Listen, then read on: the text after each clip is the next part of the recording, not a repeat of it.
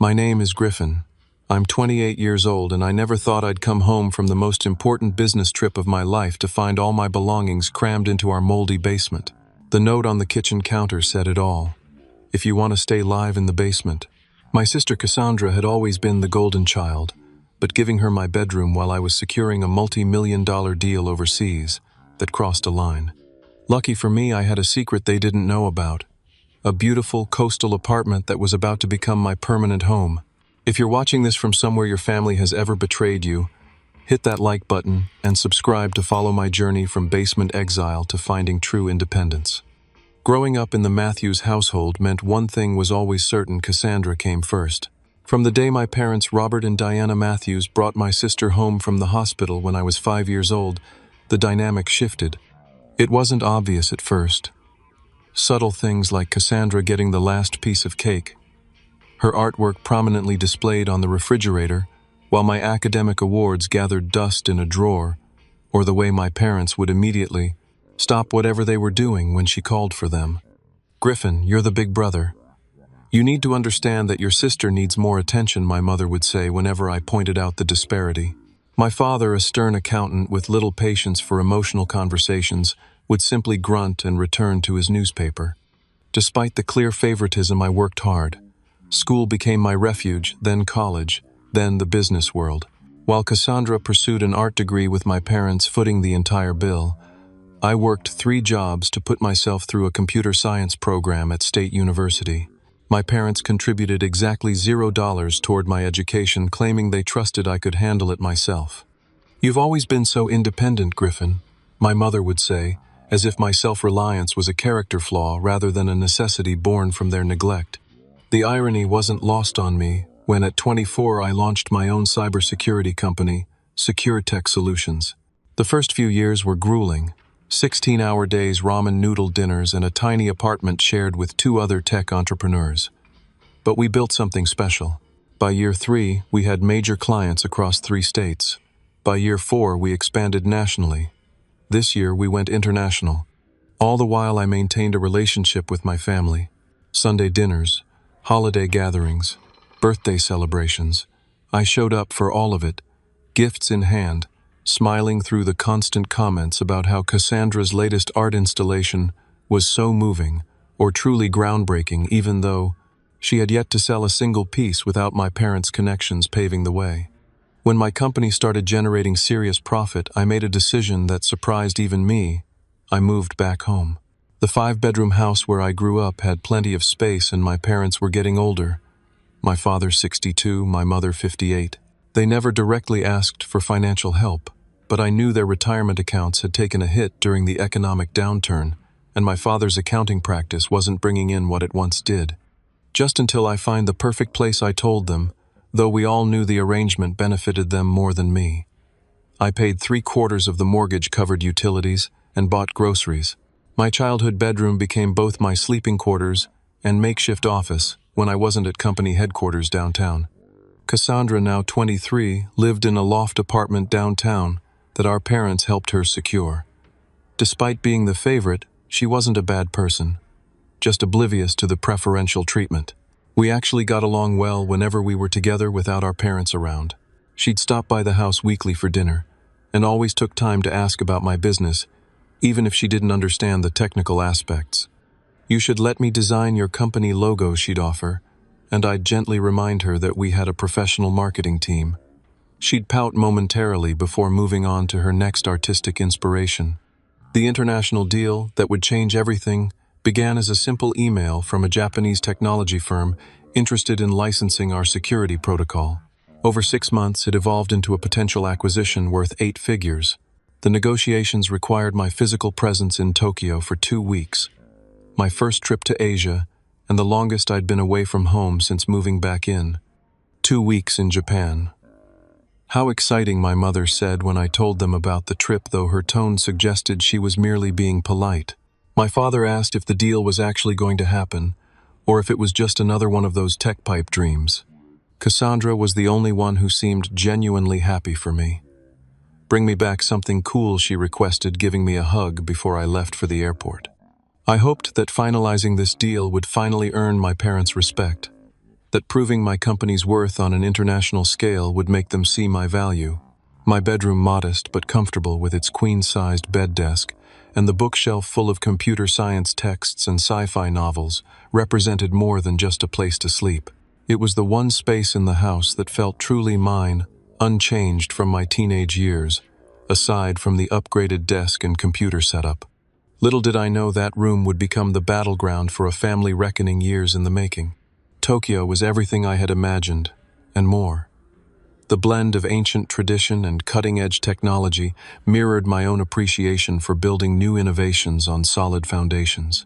My hotel, a sleek skyscraper in the Shibuya district, offered panoramic views of the city that lit up like a circuit board at night. The negotiations with Tanaka Technologies began immediately. Mr. Tanaka, the 60-year-old founder, reminded me of my father in his meticulous attention to detail, but differed in one crucial way. He recognized and respected ambition. His son Hiro, who served as COO, became my primary contact throughout the discussions. "Your security protocol is exceptional," Griffin-san Hiro said during our first meeting. "The adaptive response to potential breaches is unlike anything we've seen on the market." Each day brought intense 12-hour negotiation sessions. The Japanese team tested every aspect of our technology, questioned every line of code, and scrutinized our company financials. I found myself grateful for the grueling years of building my business. They had prepared me for this level of detailed examination. Between meetings, I called home daily. My parents rarely answered. When they did, the conversations were brief. "Everything's fine here," my mother would say. "How's China?" "Japan, Mom." "I'm in Japan," I would correct only to hear her distracted. Right, before she found a reason to end the call. By day 10, we had a breakthrough. Tanaka Technologies agreed to acquire 20% of SecureTech for $12 million, with the option to increase their stake in the future. Additionally, they would license our technology for their consumer electronics division, providing a steady revenue stream beyond the initial investment. "We have a deal," Mr. Tanaka announced, bowing formally before extending his hand for a Western-style handshake. The moment his hand clasped mine, I felt a surge of validation that 2 decades of family indifference couldn't diminish. That evening, I celebrated with Hiro at an upscale izakaya, drinking premium sake and discussing future collaborations. "Your family must be very proud," he commented. "They will be," I replied, believing it with all my heart. The next 3 days involved finalizing paperwork and setting implementation timelines. During breaks, I explored Tokyo's shopping district, selecting gifts for my family. For my father, a rare bottle of Japanese whiskey. For my mother, a handcrafted silk scarf. For Cassandra, a set of traditional calligraphy brushes and inks that cost more than I'd ever spent on a gift before. My last night in Tokyo, I tried calling home again. No answer. I texted Cassandra, heading back tomorrow. "Deal successful. See you soon." Her reply came hours later. "Awesome. There have been some changes at home. Talk when you get back." I assumed she meant changes related to her art, or perhaps our parents' work situations. Nothing prepared me for what changes actually meant. The 14-hour flight gave me ample time to mentally rehearse sharing my success. I imagined my father's stoic nod that would for once contain genuine approval. I pictured my mother calling her friends to brag about her son's international business deal.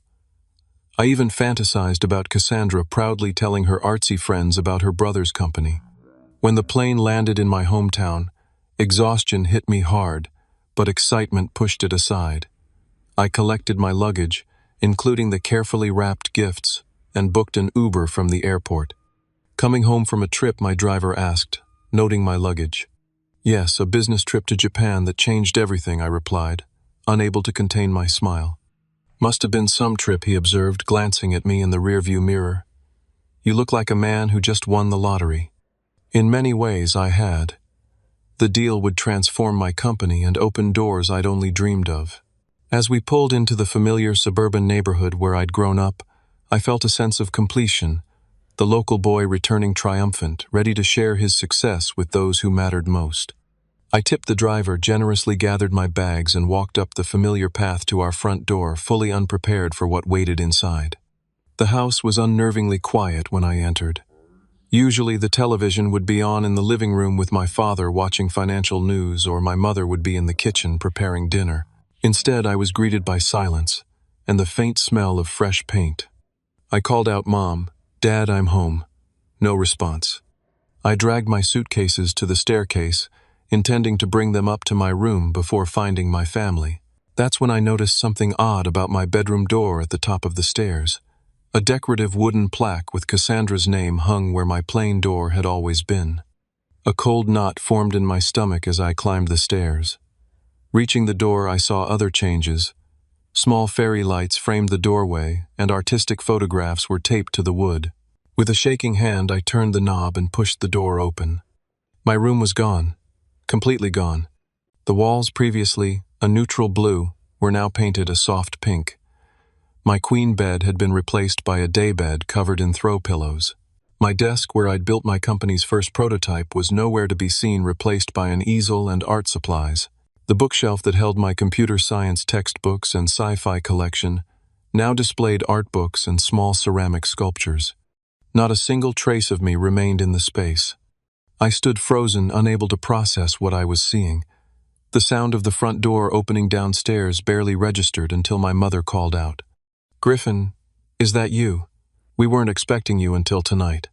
I descended the stairs in a daze, finding my mother unpacking groceries in the kitchen, as if nothing was wrong. She glanced up with a casual smile. "How was your trip? Did you eat lunch yet? I bought some chicken I can cook up." "Mom," I said, my voice unnaturally calm, "why is Cassandra's stuff in my room?" She continued arranging groceries in the refrigerator. "Oh, we decided Cassandra needed more space for her art. Your sister has that gallery showcase coming up, you know." "Where are my things?" I asked, the calm in my voice belying the storm brewing inside.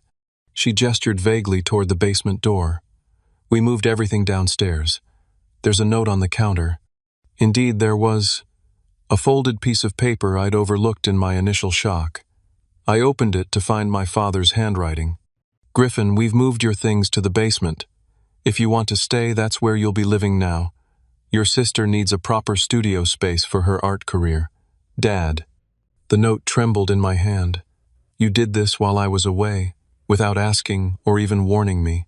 My mother finally stopped with the groceries and turned to face me. "Griffin, you're hardly ever home anyway with your computer business. You're always at your office downtown. Cassandra actually needs the space." The front door opened again, and my father walked in, briefcase in hand. He paused upon seeing me, then continued to the kitchen, as if nothing was amiss. "You're back," he stated flatly. "How was the trip?" "Dad, what is this?" I held up the note. "You moved all my stuff to the basement without even calling me." He loosened his tie and sat at the kitchen table. "Your sister has her big gallery opening next month.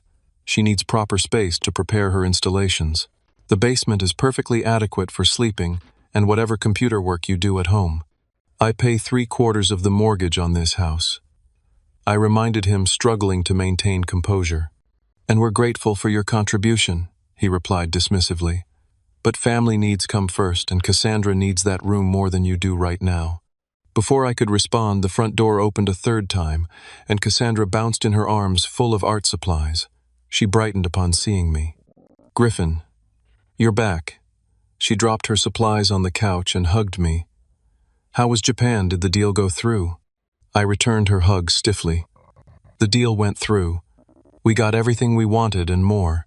"That's amazing," she exclaimed, then immediately pivoted.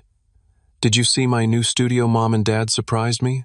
I've been wanting a bigger space forever, and they just made it happen while you were gone. Isn't it incredible?" Looking at her excited face, I realized she had no idea what had really happened.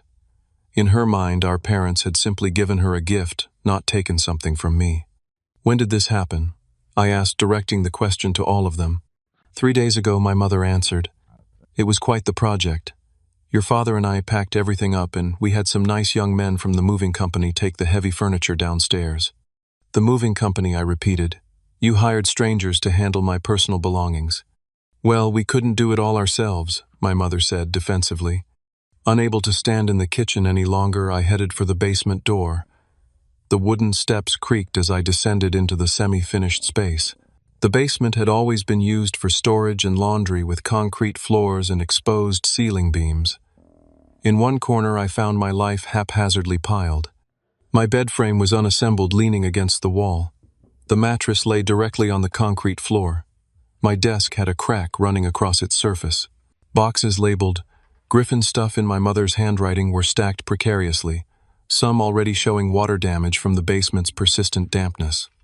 I opened one box to find my childhood photo albums, soaked the images already blurring from moisture. Another contained my collection of first-edition sci-fi novels, their pages warped. A third held my awards and certifications, the frames cracked and glass shattered. Worst of all, I found my laptop and external hard drives, simply tossed into a plastic bin, not even wrapped for protection. I pulled out the computer with shaking hands, praying it hadn't been damaged. While it powered on, I couldn't be sure if the hard drives containing years of personal projects had survived their careless handling. The basement had one small window well that let in minimal natural light. A single bare bulb hung from the ceiling. The space smelled of mildew and laundry detergent. This was where my parents expected me to live, despite my financial contributions to the household. As I surveyed the ruins of my personal space, the full weight of my family's betrayal crashed down on me. This wasn't just about a room. It was about respect, consideration, and fundamental recognition of my existence in their lives. I sank down onto my mattress on the floor, surrounded by the carelessly handled pieces of my life, and made a decision that would change everything. 6 months before my trip to Japan, I had made what I considered a prudent investment. The coastal property market 30 miles from our suburban hometown had been heating up, and my financial advisor suggested real estate as a smart diversification strategy for my growing portfolio. The apartment I purchased was meant to be both an investment and occasional weekend retreat. 2 bedrooms, 2 bathrooms, floor-to-ceiling windows overlooking the Pacific, and a spacious balcony perfect for morning coffee or evening cocktails. Modern, minimalist, and most importantly, mine alone. I hadn't told my family about the purchase. Initially, I worried they'd see it as frivolous spending or worse, ask to use it themselves. Later, I realized I simply wanted something that was exclusively mine, a space untouched by family dynamics and expectations. I'd furnished it sparsely but comfortably, occasionally spending weekends there when I needed to clear my head or work without interruption. Now standing in the basement, surrounded by the wreckage of my belongings, that apartment transformed from investment property to lifeline. I pulled out my phone and called my assistant Rachel. "Welcome back," she greeted cheerfully. "How was the flight?" "Exhausting," I replied, keeping my voice low. "Listen, I need a favor. Can you call the cleaning service we use for the office and have them go to my coastal apartment today? I'll be moving in permanently starting tonight." A brief pause. "Permanently? Is everything okay, Griffin?" "It will be. Also, can you reschedule tomorrow's meetings? I'll need the day to get settled." After ending the call, I methodically sorted through the basement chaos. Important documents, irreplaceable mementos, essential clothing. These went into suitcases. Electronics and fragile items were carefully wrapped in the few clean towels I could find. Everything else would have to wait. I made 4 trips up and down the basement stairs, carrying items to my car without speaking to my family. My mother watched from the kitchen doorway, brow furrowed in confusion. My father remained at the kitchen table, ostensibly reading the newspaper, but clearly monitoring my movements. Cassandra had disappeared upstairs to her new studio, my former bedroom. As I loaded the final suitcase into my trunk, my mother finally approached.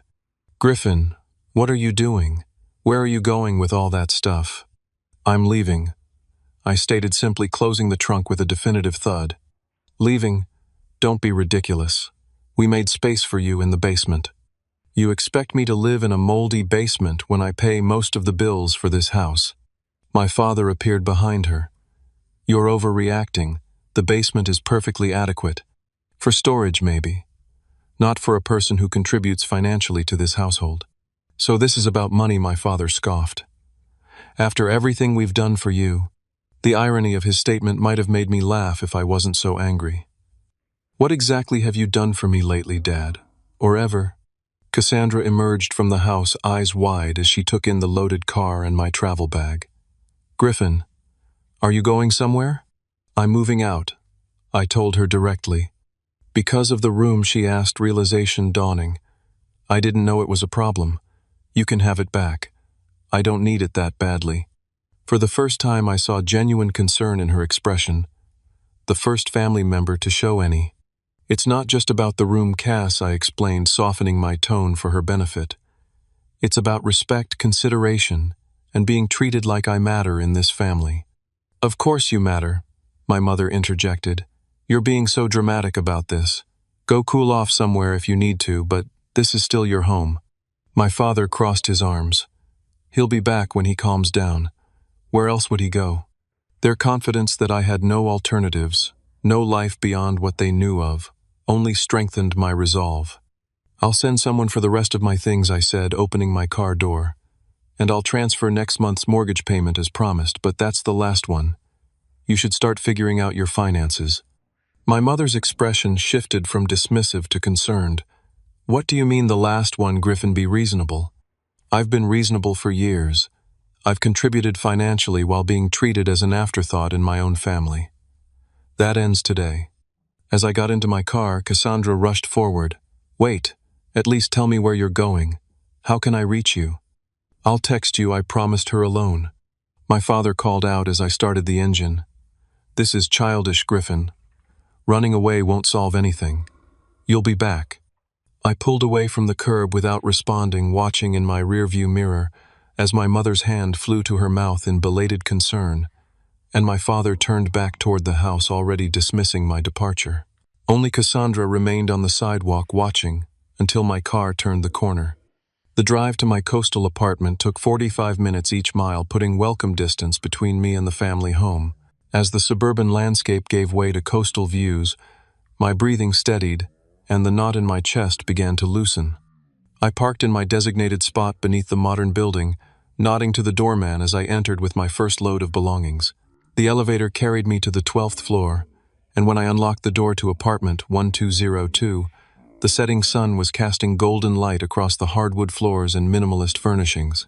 The cleaning service had come and gone, leaving the space immaculate. Fresh linens on the bed, spotless kitchen counters, even a vase of simple white flowers on the dining table. Rachel had thought of everything. I moved my belongings in arranging clothes in the empty closet and setting up my laptop on the desk overlooking the ocean.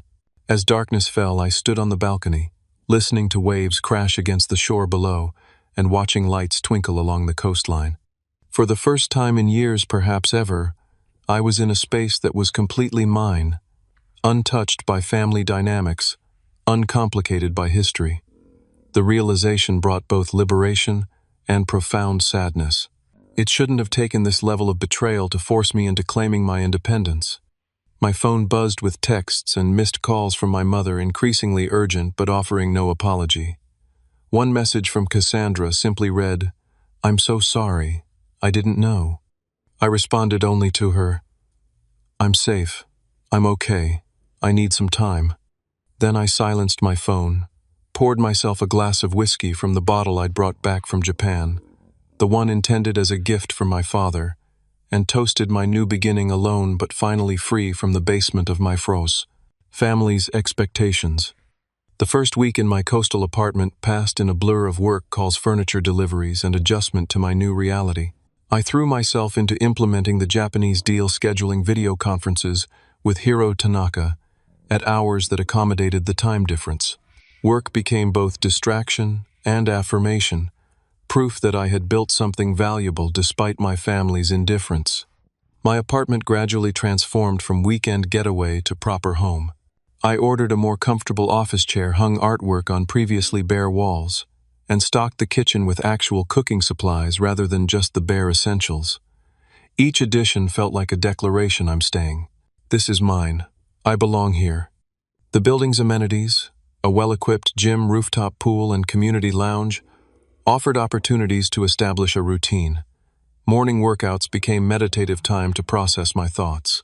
Evening walks along the beachfront path introduced me to neighbors Monica, a surgeon who lived down the hall, Derek and James, a couple who owned the local bookstore, and Elena, a retired professor who walked her corgi at the same time each evening. New to the building, Elena asked, during our third consecutive evening encounter. Sort of, I explained. "I've owned the apartment for 6 months, but just moved in permanently." "Well, welcome home then," she said with a warm smile. "We do a monthly residence dinner on the rooftop. You should join us next week."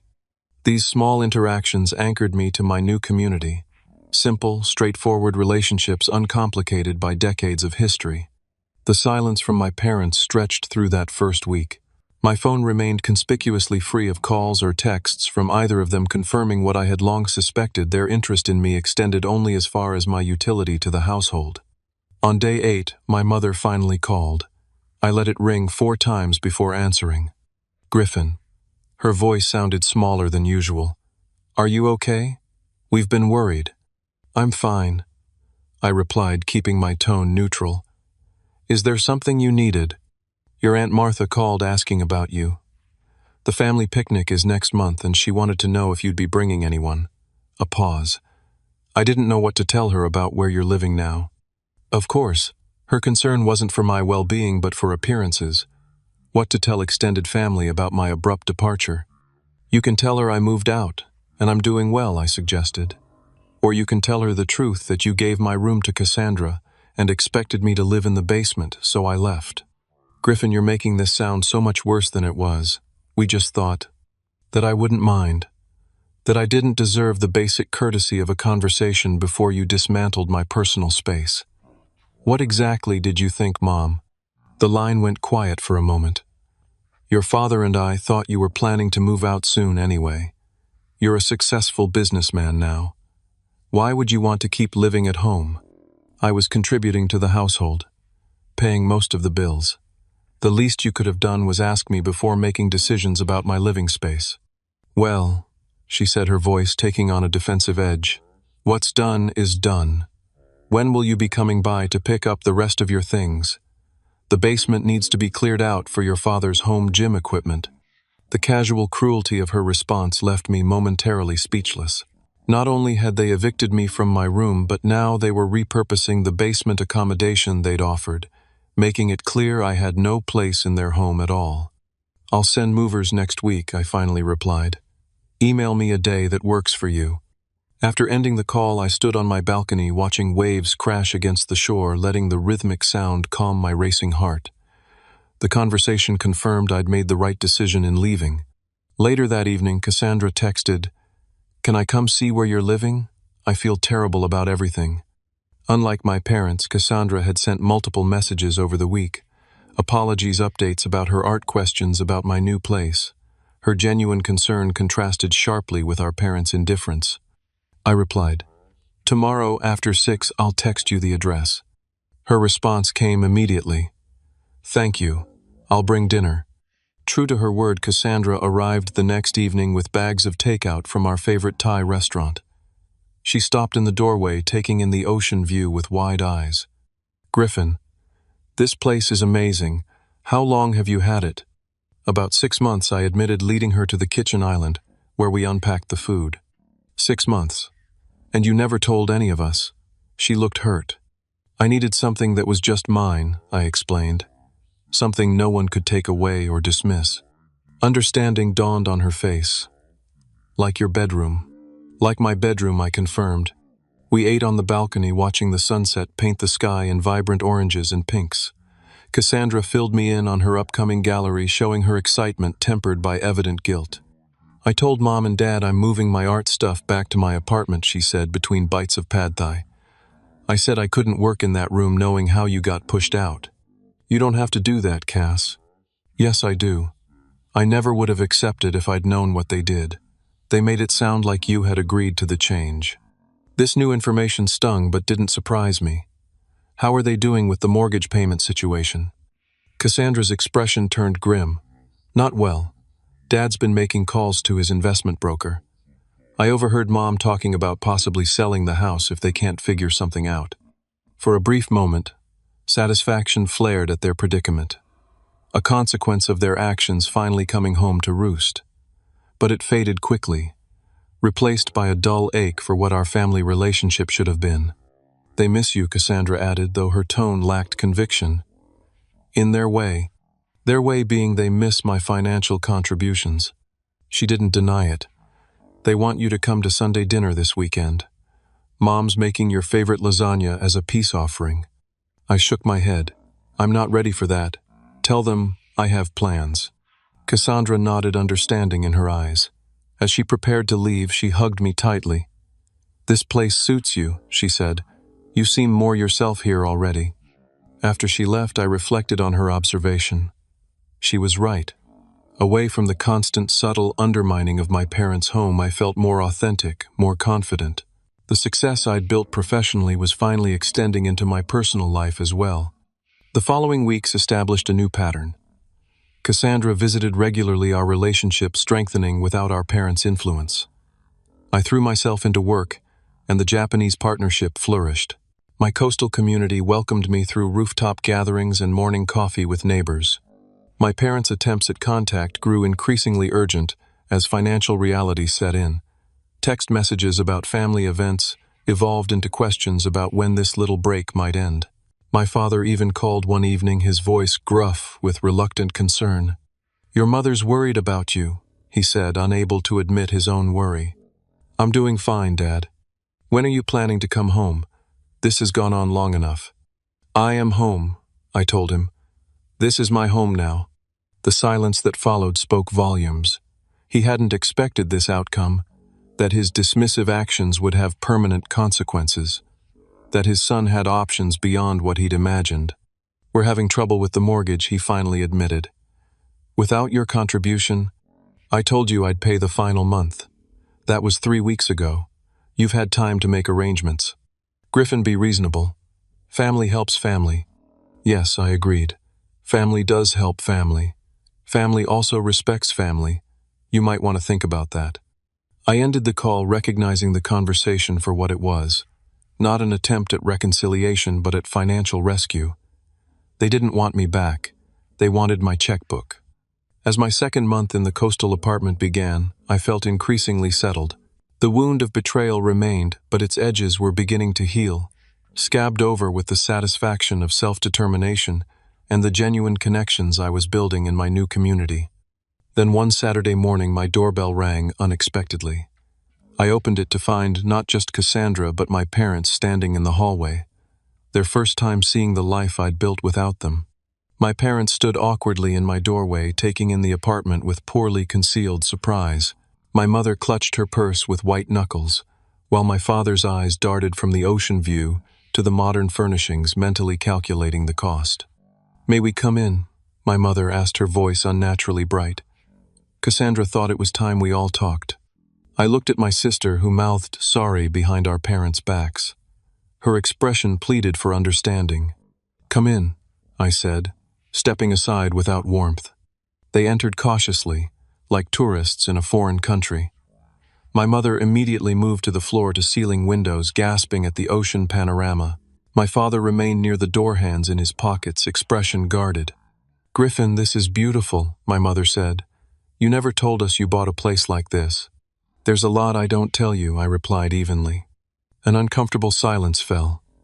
Cassandra moved to the kitchen, making herself busy with the coffee maker, a peacemaking gesture.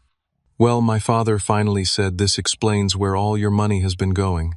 The comment, so characteristic in its dismissiveness, sparked something in me. 2 months of distance had weakened the habitually peacekeeping part of myself that would normally have let such remarks slide. "My money," I repeated. "Interesting choice of words, Dad. You never cared where my money went when it was paying your mortgage." My mother turned from the window. "Griffin, that's not fair. We're grateful for your contributions to the household. Grateful enough to move my belongings to the basement, without asking grateful enough to give away my room while I was overseas, closing a multi-million-dollar business deal." "We've come to apologize about that," my mother said, though her tone lacked genuine contrition. "We should have discussed it with you first." "An apology, 2 months late," I noted. "And only after you realized I wasn't coming back to resume mortgage payments." My father's face reddened. "Is that what you think this is about, money? Isn't it? You haven't asked about my well-being, my work, or my life here. Your first question was about where my money goes." "That's not true," my mother protested weakly. "We've been worried sick. So worried that it took you 2 months to come see me." So worried that your first call was about what to tell Aunt Martha, not whether I was okay. Cassandra returned with coffee mugs, placing them on the dining table like a peace offering. Maybe we should all sit down. We moved to the table reluctantly. My parents perched on the edge of their chairs as if prepared for a quick escape.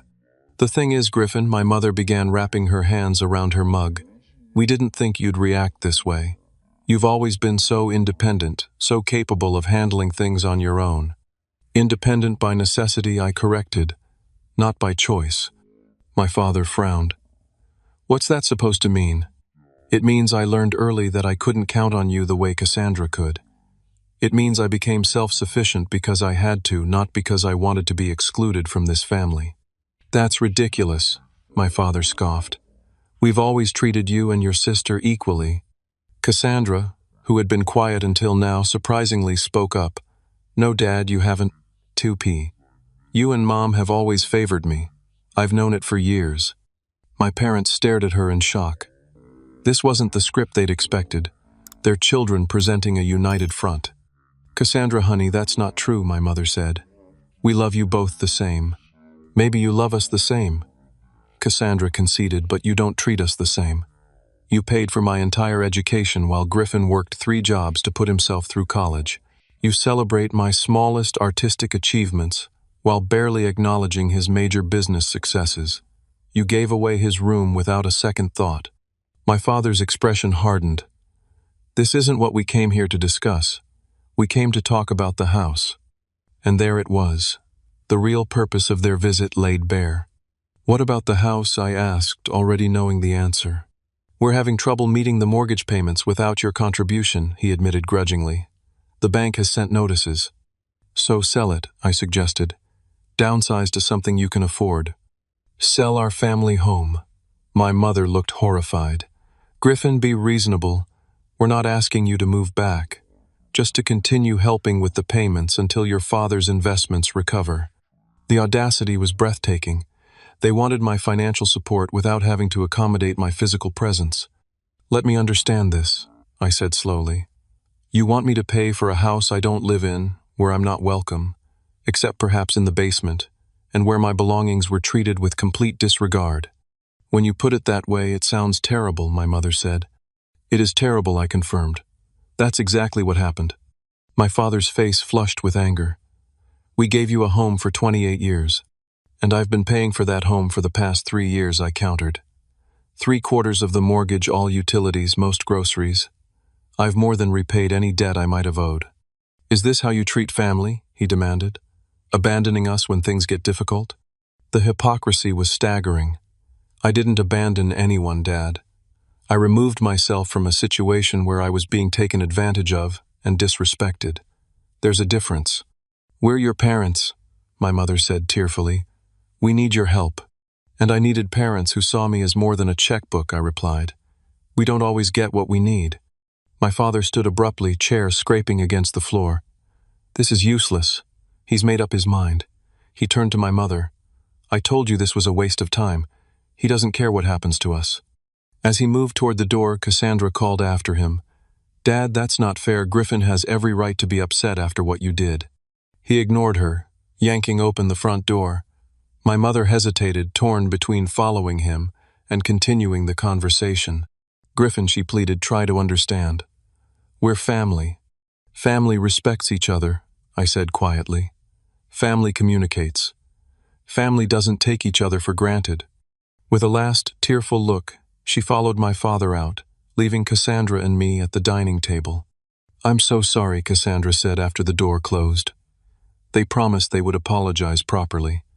I never thought they'd ask for money. I'm not surprised, I told her. This was never about getting me back. It was about getting my financial support back. She nodded sadly. I know. I think I've always known how they are with you, but I didn't want to see it. She reached across the table to squeeze my hand. I'm staying. If that's okay, I'd like to hear about your Japan deal. You never got to tell anyone about it. For the first time in weeks, I felt the warmth of genuine family connection. We spent the afternoon on the balcony, Cassandra listening attentively as I recounted the negotiations in Tokyo, asking insightful questions about the business implications, celebrating my success in a way our parents never had. When she left that evening, she hugged me tightly. "I'm proud of you," she said, "not just for the business stuff, but for standing up for yourself. It's about time."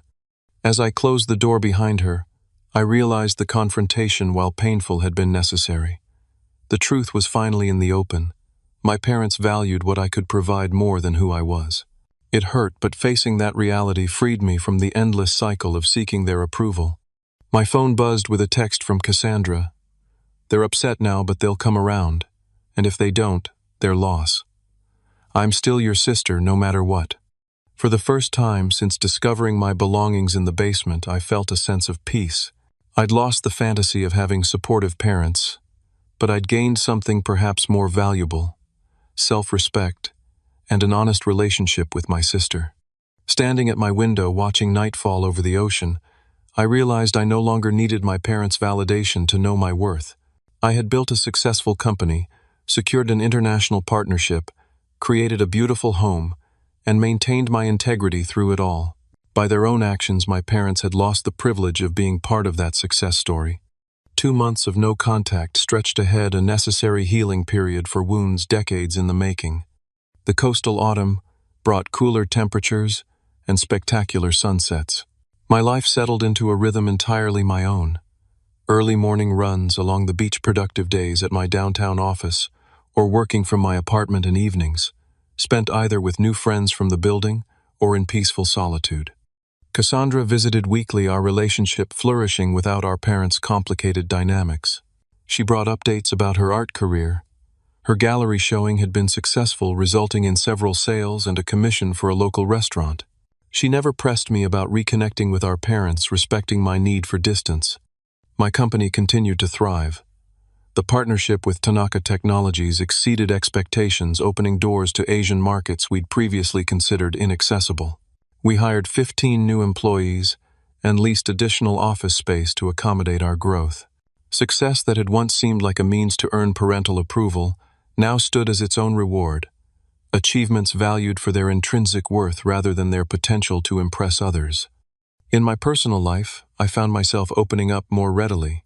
I joined a local business leaders group, started taking sailing lessons, and even began dating casually, something I'd always been too busy or emotionally unavailable to pursue before. Monica, my surgeon neighbor, became a close friend, our morning coffee chats, a highlight of my weekday routine.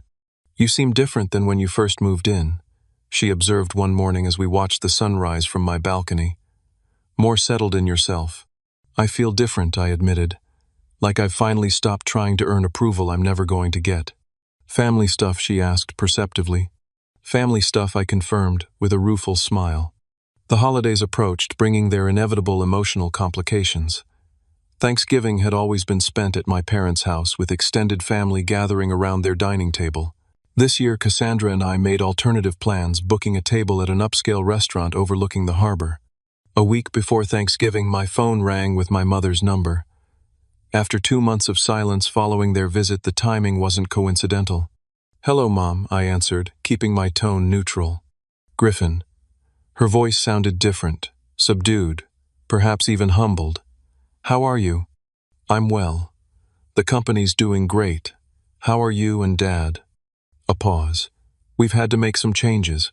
We're selling the house." Though I'd suggested this solution months ago, hearing they were actually doing it surprised me. "I'm sorry to hear that.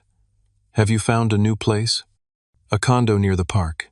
It's smaller, but it will be manageable on your father's retirement income and my part-time work." Another pause. "We should have downsized years ago, instead of relying on your help. That wasn't fair to you." The acknowledgement, though belated, was unprecedented. My mother had never admitted being wrong about anything related to our family dynamics. "Thank you for saying that," I replied carefully. "Griffin, your father and I have done a lot of thinking these past months. And talking. Mostly talking." She took a deep breath. "We were wrong about how we treated you. Not just the room situation, but many things over many years." I remained silent, processing her words. "We'd like to see you," she continued. "Not at our house. It's chaos with the packing. But maybe, at your place.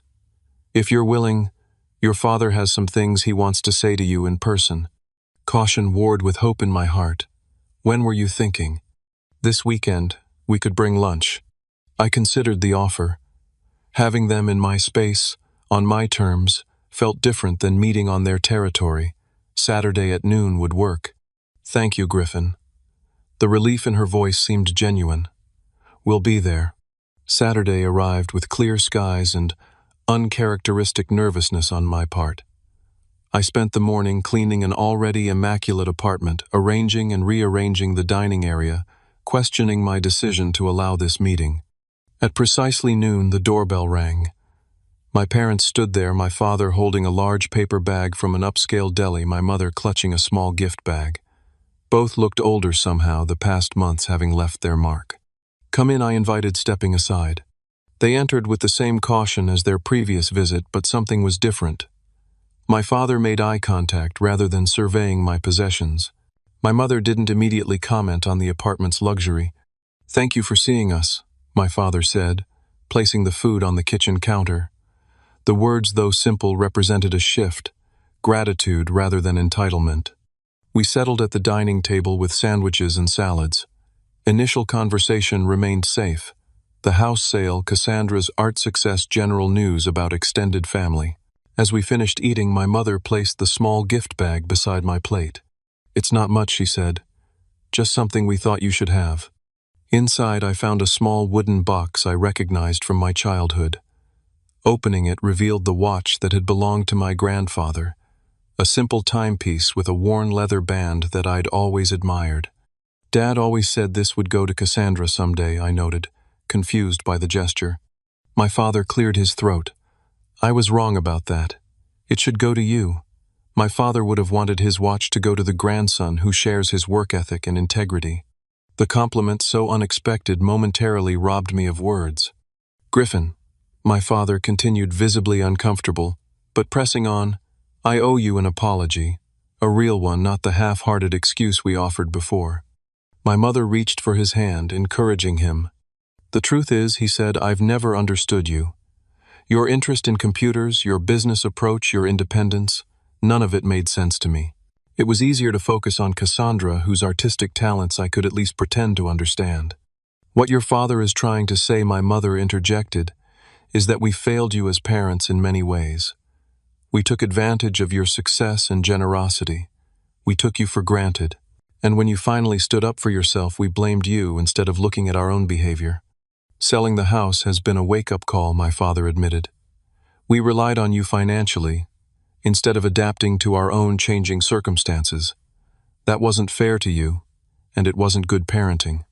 I studied their faces, searching for the familiar signs of manipulation. Instead, I found something new, genuine regret, and the humility that comes from difficult self-reflection. I appreciate you saying that, I said carefully. It means a lot to hear you acknowledge these things. We don't expect things to be fixed immediately, my mother added. We know trust has to be rebuilt, but we'd like the chance to try, on your terms, whatever those might be. I'd like that too, I said, surprising myself with the realization that it was true, but things will be different. I need boundaries and respect. We understand, my father nodded, and I want you to know I'm proud of what you've built. Your company, this home, the life you've made. I should have said that years ago. The words I'd longed to hear for decades finally spoken. I felt an unexpected lightness in my chest. Not the validation I'd once desperately sought, but the satisfaction of having that chapter closed, allowing something new to begin. Would you like to see the rest of the place, I offered, standing from the table. The tour was brief but significant. My parents asking genuine questions about my choices, admiring the view, without calculating its cost, seeing my life through new eyes. Before they left, my mother hugged me tightly. Thanksgiving, she said. Would you consider joining us at our new condo? Cassandra already said she'd come. It will be simple, but we'd love to have you there. I'll think about it. I promise, not yet ready to commit, but no longer needing to refuse outright. The following weeks brought cautious rebuilding. Occasional phone calls, a dinner at a neutral restaurant, small steps toward a healthier relationship. Cassandra thrived in her role as family bridge builder, her joy at our reconciliation evident. Thanksgiving arrived, and I found myself standing outside my parents' new condo, a bottle of wine in one hand and homemade cranberry sauce in the other. The space was indeed smaller than our family home, but thoughtfully arranged with my mother's familiar decorative touches and several of Cassandra's artworks prominently displayed. Most surprisingly, I noticed photographs of me throughout the space. Not just childhood images, but recent ones from company events and press coverage of our Japanese partnership. My parents had been paying attention from afar even during our estrangement. Dinner was different from previous years. More conversation, less tension, genuine interest in each other's lives. My father asked detailed questions about my business expansion. My mother shared her excitement about volunteering at the local art center, where she'd found part-time work. Cassandra announced a potential showing in New York that had us all celebrating. As we finished dessert, my father raised his glass. "To family," he said. "Not perfect, but learning and growing." We clinked glasses, the simple toast, acknowledging both our painful past and possible future. Later that evening, back in my coastal apartment, I stood on the balcony watching moonlight shimmer across the water. The journey from basement exile to this moment had been painful but necessary, forcing not just my parents but myself to confront uncomfortable truths and establish healthier patterns. The basement incident, while hurtful, had ultimately freed me from the cycle of seeking approval I'd never receive. In losing my childhood bedroom, I'd found something more valuable: self-worth independent of others' validation and the courage to demand respect. Family relationships would always be complicated, but for the first time ours seemed based on mutual respect rather than expectation and obligation. We were connecting as adults with separate lives rather than falling into old patterns of parenthood and childhood. The coastal apartment that had once represented escape now symbolized something else. Not rejection of family, but the healthy independence that made genuine connection possible. I had created a home that was truly mine, where family was welcome, but on terms that honored my worth. As waves crashed rhythmically against the shore below, I realized the most important lesson of this journey: sometimes you have to leave to find your way home, not to a physical space, but to your authentic self. Have you ever had to set boundaries with family members to protect your self-worth? I'd love to hear your stories in the comments. And if this journey of finding independence resonated with you, please hit that like button and subscribe for more real-life experiences. Sometimes the hardest part of growing up isn't leaving home, but realizing your value doesn't depend on others recognizing it. Thank you for joining me on this journey, and remember, you deserve respect no matter what.